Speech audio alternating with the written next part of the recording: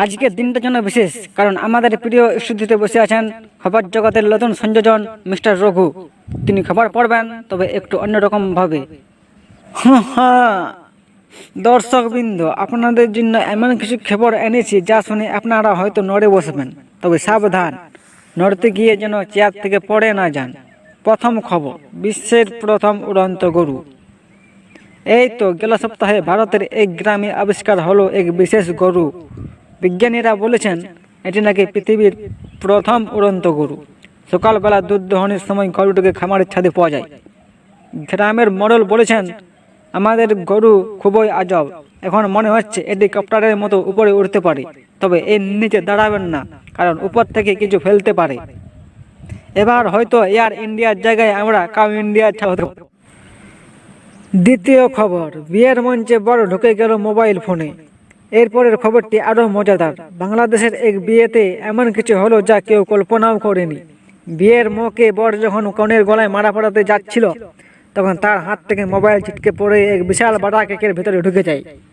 মোবাইলে রিংটোন বেজে উঠল কেকের ভেতরে, আর কনে বললেন, দেখো আমার বর তো কেককেও ফোনে মাতিয়ে ফেলেছে।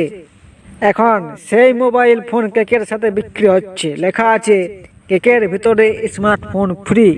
তৃতীয় খবর, রবট চায়ের দোকান খুলেছে, কিন্তু দুধে চিনি দেয় ভুলে যায়।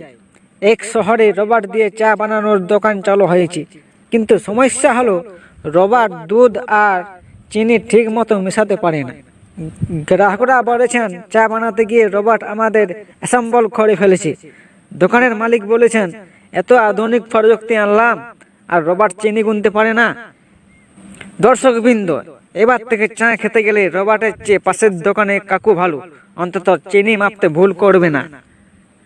চতুর্থ খবর, ট্রাফিক পুলিশ এবং টিকটকের যুদ্ধ। রাজধানীতে এক অদ্ভুত কাণ্ড ঘটেছে। ট্রাফিক পুলিশ এক মোটরসাইকেল চালককে ধরতে গেলেন, কারণ তিনি হেলমেট পরেননি, কিন্তু চালক তখন লাইভ টিকটক করেছিলেন। পুলিশ তাকে ধরতে গেলে চালক বললেন, ভাই আমার লাইকের সংখ্যা বাড়ছে, একটু দাঁড়া না।